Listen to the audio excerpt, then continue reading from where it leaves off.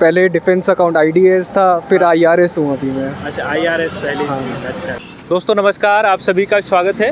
हम लगातार UPSC candidate से बात कर रहे हैं, इंटरव्यू चल रहा है।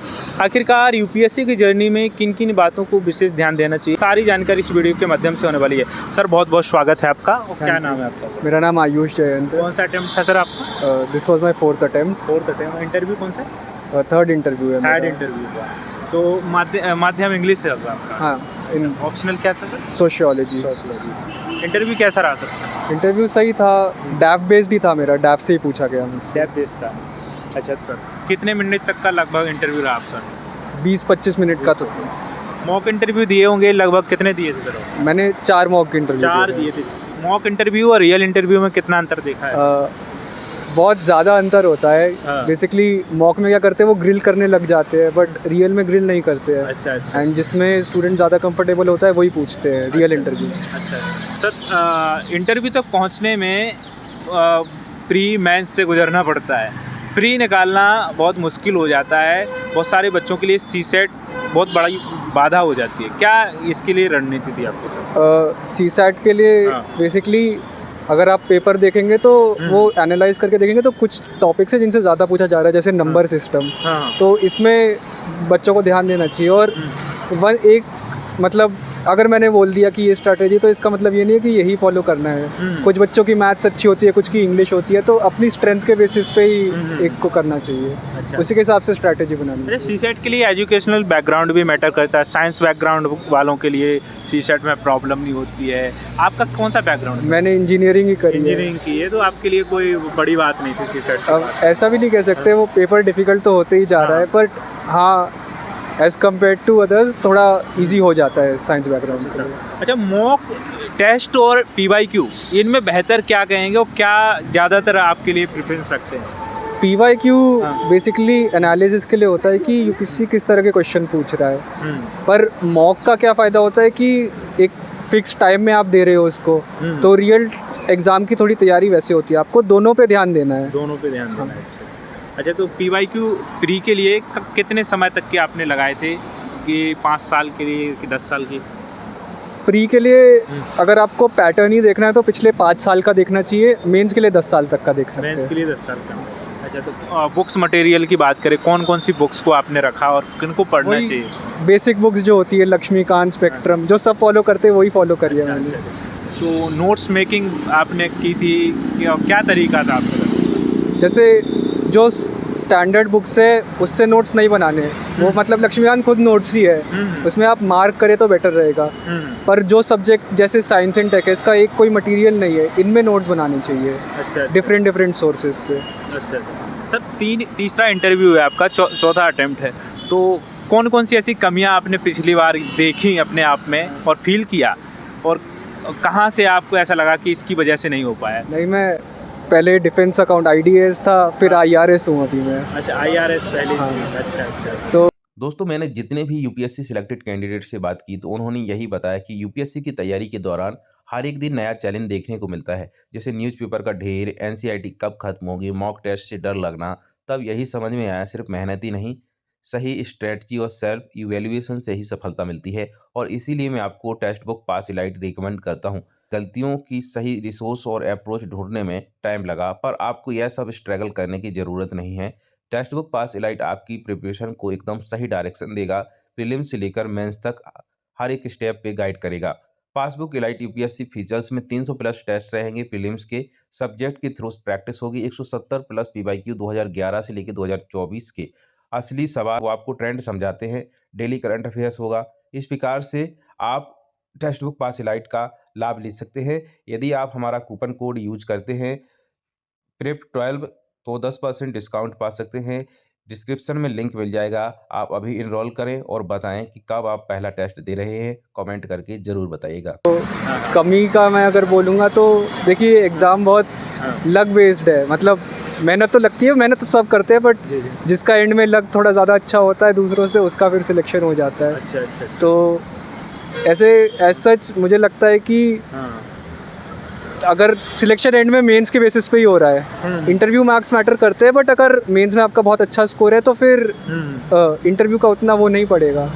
तो और उसमें मेंस में भी आपको ऐसे ऑप्शनल और GS4 जो एथिक्स है उस पर ज़्यादा ध्यान देना अच्छा, चाहिए। इन तीनों की बात करें तो क्या आपके हिसाब से तैयारी के दौरान ध्यान देना चाहिए ज़्यादातर? ऑप्शनल सबसे ज़रूरी है, क्योंकि अगर आप मार्क्स देखेंगे GS 1 2 3 4 के तो ऑलमोस्ट सबके बराबर ही आने लग गए हैं। 10 नंबर का अंतर होगा, ऊपर नीचे हो जाता है। पर ऑप्शनल में बहुत ज़्यादा मार्क्स का स्कोप होता है, तो अगर कोई सबसे इम्पोर्टेंट पेपर है तो वो ऑप्शनल ही है। ऑप्शनल है। इसके बाद आपने GS4 की बात की। GS4 के लिए क्या कैसे तैयार किया और क्या करना चाहिए एस्पिरेंट को, क्योंकि उनके लिए भी मार्केट में बहुत सारा भरमार है, क्या पढ़ें क्या नहीं पढ़े? GS4 बेसिकली जो भी फेमस टीचर है, जैसे मैंने जो सोर्स फॉलो किया था वो अतुल गर्ग सर की बुक है, वो फॉलो करी थी मैंने। बट 2-3 बुक्स है, एक लेक्सिकॉन भी बोलते हैं लोग, कोई भी एक सोर्स ले लीजिए और उसको बार बार पढ़िए। अच्छा। और बेसिकली जो कीवर्ड्स होते हैं वो बहुत इंपॉर्टेंट होते हैं GS4 में। कोशिश करिए कि ज़्यादा कीवर्ड्स यूज़ कर रहे हैं, ज़्यादा एग्जांपल यूज़ कर रहे हैं, और एग्जांपल डाइवर्स यूज़ करिए। कहीं से भी ले लीजिए, अपनी लाइफ से ले लीजिए, रिलीजन से ले लीजिए, वर्ल्ड में जो चल रहा है उससे ले लीजिए, तो डाइवर्स एग्जांपल्स। अच्छा। सर, करंट अफेयर्स को तैयार करने का क्या आपका तरीका था? मैगजीन या न्यूज़पेपर? न्यूज़पेपर तो पढ़ना ही है, उससे बेसिकली आपका जो पॉइंट ऑफ व्यू होता है वो इम्प्रूव होता है। अच्छा। बट मैं नोट्स नहीं बनाता था न्यूज़पेपर से। मैंने पिछले 2 अटेम्प्ट्स में PT 365 जब आती है कोई भी इंस्टीट्यूट की, वो पढ़ता हूँ मैं, मंथली मैगजीन भी नहीं पढ़ता। अच्छा सर, पहले अटेम्प्ट जब दिया था तो उसमें आपका सिलेक्शन हुआ था या हाँ, उसमें डिफेंस अकाउंट, डिफेंस में पहली बार में हो गया था आपका, फिर इसके बाद IRS में हुआ। हाँ, तो अभी IRS है, तो अभी कब 2023 में हुआ? 23 में IRS में हुआ है। अच्छा।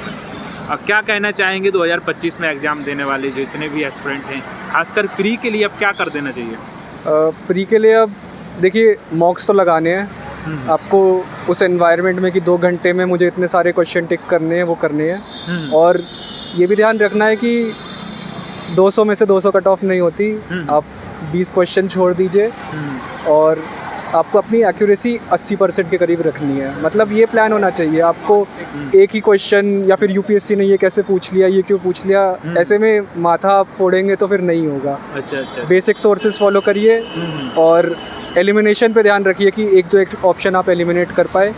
और ठीक है, डिफ़िकल्ट क्वेश्चन तो हर साल पूछेंगे ही, पर जो आपकी ऐसी वो होनी चाहिए कि जो इजी क्वेश्चन है वो तो मैं कर ही लूँगा, क्योंकि वो सब करेंगे। अच्छा।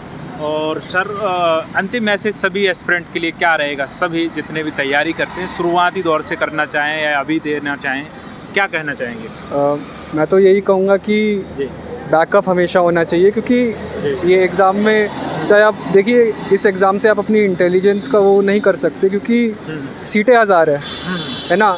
तो हो सकता है 10,000 बच्चे केपेबल हो। मेरे हिसाब से तो जो भी प्री क्लियर करता है वो केपेबल होता है, कि वो IAS बनने के केपेबल होता ही है। अच्छा। बट सीटें कम है, क्या कर सकते हैं। तो अगर आपका नहीं हुआ मान लीजिए, तो इसमें अपने आप को कम कर समझने की कोई ज़रूरत नहीं है। और ज़िंदगी हमेशा बढ़कर होती है UPSC से, ये भी याद रखिएगा। UPSC is just an exam.